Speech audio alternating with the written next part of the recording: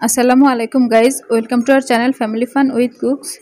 আজকে নিয়ে এলাম আরেকটা নতুন গৃহিণী আপু এবং ব্যাচেলার ভাই বোনদের জন্য একটা রেসিপি। এটা হচ্ছে আরকি আলু দিয়ে কালিবাস মাছের ঝোল।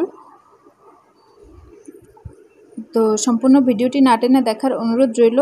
আশা করি আমার ভিডিওটি আপনাদের উপকারে আসবে, বিশেষ করে যারা নতুন গৃহিণী এবং ব্যাচেলার ভাই বোন তাদের জন্য। তো কথা না বাড়িয়ে আমি মূল রান্নায় চলে যাচ্ছি। আর আমার ভিডিওটি যদি ভালো লাগে অবশ্যই like, comment, share and subscribe করে পাশে থাকা বেল বাটনটি ক্লিক করে অল নোটিফিকেশনে দিয়ে রাখবেন। আর কোনো প্রশ্ন বা মন্তব্য থাকলে কমেন্ট বক্সে করতে পারেন। তো আমার মাছ আর তরকারিটা দেখে নিয়েছেন, এবার আমি রান্না শুরু করছি। আমি এখানে প্রায় 3 টেবিল চামচ পরিমাণ সয়াবিন তেল দিয়েছি আর মাঝারি সাইজের 3টা পেঁয়াজ কুচি দিয়েছি। আর এর মধ্যে দিয়ে দিলাম লবণ। লবণটা পেঁয়াজের মধ্যে দেওয়ার কারণ আগেও বলেছি, আবারও বলছি, এতে পেঁয়াজটা বেরেস্তা হয়ে যাবে না, পেঁয়াজটা সফট হয়ে যাবে। তো পেঁয়াজটাকে একটু 1-2 মিনিটের মতো ভেজে নিয়ে আমি এর মধ্যে 1 টেবিল চামচ আদা, 1 টেবিল চামচ রসুন দিয়ে দিলাম। দিয়ে এটাকে আরও 2 মিনিটের মতো একটু ভেজে নেব। তারপরে এর মধ্যে দেব আমি সামান্য পানি।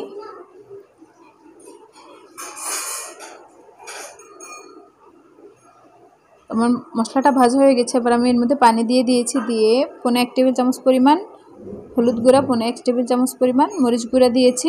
ঝালটা আপনারা আপনাদের রুচি মতো দেবেন, চাইলে কাঁচামরিচও অ্যাড করতে পারেন এই পর্যায়ে। আর আমি হলুদটা একটু কম দিয়েছি, মানে সম্পূর্ণ 1 টেবিল চামচ দেইনি, কারণ হচ্ছে আর কি তরকারিটা একটু পানসা, যেসব তরকারি এগুলোর মধ্যে হলুদ কম খাটে, বেশি হলুদ দিলে খেতে ভালো লাগে না।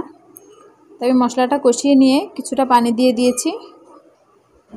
দিয়ে এবার এর মধ্যে মাছগুলো দিয়ে মাছগুলোকে একটু কষিয়ে নেব। আপনারা চাইলে মাছটা ভেজে নিতে পারেন, সেক্ষেত্রে ঝোলের মধ্যে আর মাছ দেওয়ার দরকার নাই। এই ঝোলের মধ্যে তরকারিগুলো দিয়ে কষিয়ে দিবেন, তারপরে মাছটা দিয়ে ঝোল দিয়ে বাস ঢেকে দিবেন। আমার মাছগুলো কষানো হয়ে গিয়েছে, এবার আমি মাছটাকে উঠিয়ে নিচ্ছি।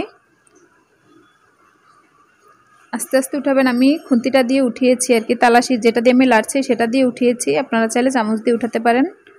এবার আমি তরকারিগুলো দিয়ে দিলাম, আর কি এবং আলু, এগুলোকে আমি লম্বা সাইজ করে কেটেছি, দেখেই বুঝতে পারছেন। তো আমি এগুলোকে একটু পরে আবার নেড়ে চেড়ে দিচ্ছি, যতক্ষণ না এগুলো প্রায় সেদ্ধ হয়ে আসবে, মোটামুটি 70% সেদ্ধ হয়ে আসবে, ততক্ষণ পর্যন্ত আমি এটাকে কষিয়ে নেব। যদি পানি থাকে, আর পানি না থাকলে সামান্য পানি দিয়ে দিবেন।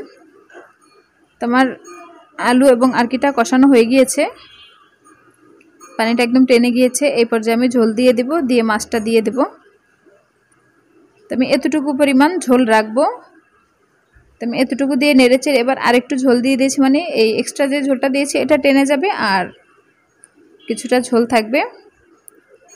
তারা আপনাকে এই পরিমাণ ঝোল রাখবেন সেটা বুঝে ঝোলটা দেবেন। ঝোলের আমি কোনো পরিমাপ বললাম না, কারণ আলু সিদ্ধ হতে, নতুন আলু হলে সিদ্ধ হতে অল্প পানি লাগে, পুরান আলু হলে সিদ্ধ হতে বেশি পানি লাগে, সেক্ষেত্রে পানির পরিমাপটা আর বললাম না।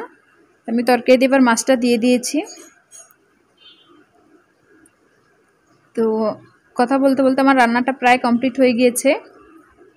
এরপর যে আমি উপর থেকে কিছুটা জিরার গুঁড়া ছিটিয়ে দিয়েছি। আপনাদের কাছে যদি ধনেপাতা থাকে সেক্ষেত্রে ধনেপাতা দেবেন। আর সম্পূর্ণ ভিডিওটি না টেনে দেখার জন্য